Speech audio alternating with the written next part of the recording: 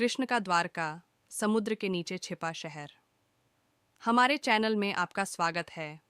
आज हम आपको एक ऐसी यात्रा पर ले चलेंगे जो आपको चकित कर देगी। आज हम जानेंगे भगवान कृष्ण के अद्भुत शहर द्वारका के बारे में, जो समुद्र की गहराइयों में छिपा हुआ है।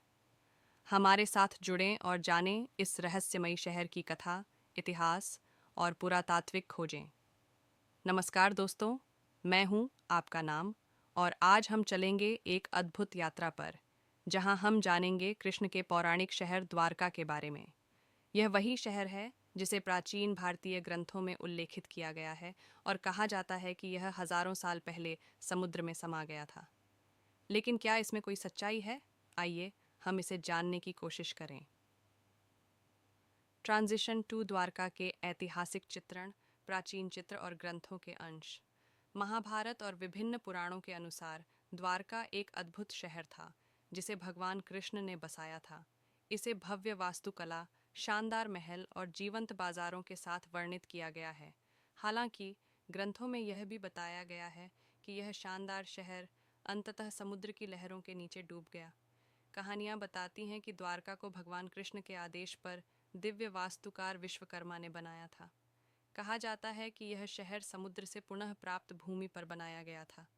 लेकिन इस दिव्य शहर का ऐसा क्या हुआ कि यह समुद्र में समा गया? आइए संभावनाओं में गोता लगाते हैं। ट्रांजिशन टू आधुनिक द्वारका के तट के पास पानी के नीचे पुरातात्विक खोज। हाल के समय में समुद्री पुरातत्वविदों ने आधुनिक द्वारका के तट के पास पानी के नीचे खोज अभियान शुरू किया है।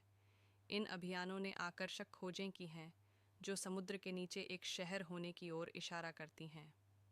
आर्कियोलॉजिस्ट। हमने पानी के नीचे मानव बस्ती के व्यापक प्रमाण पाए हैं। दीवारों, स्तंभों और नींवों जैसे संरचनाओं की पहचान की गई है जो एक प्राचीन शहर की उपस्थिति का सुझाव देती हैं। मिट्टी के बर्तन, मोतियों और अन्य वस्त्र भी मिले हैं जो निवासियों के दैनिक जीवन की एक झलक देते हैं। पानी के नीचे मिली पत्थर की संरचनाएं उल्लेखनीय रूप से अच्छी स्थिति में हैं, जो एक प्राचीन युग के मूक गवाहों के रूप में खड़ी हैं। उन्नत समुद्री प्रौद्योगिकी ने समुद्र के तल की विस्तृत मानचित्रण की अनुमति दी है, जिससे हमें उन लेआउट का पता चलता है जो ग्रंथों में वर्णित प्राचीन शहर हो सकते हैं।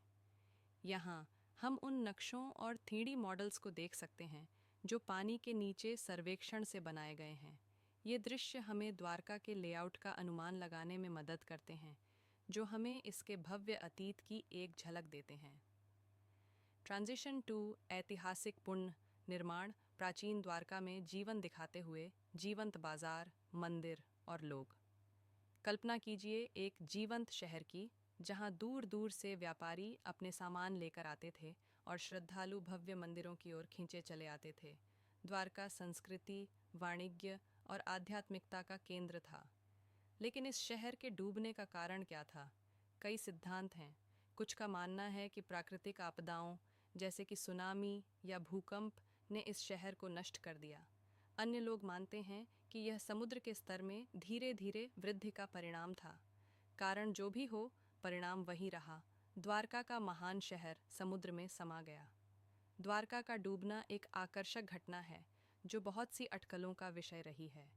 जबकि प्राकृतिक आपदाएं एक संभावित व्याख्या हैं, हमें भूवैज्ञानिक परिवर्तनों की संभावना को भी नज़रअंदाज नहीं करना चाहिए।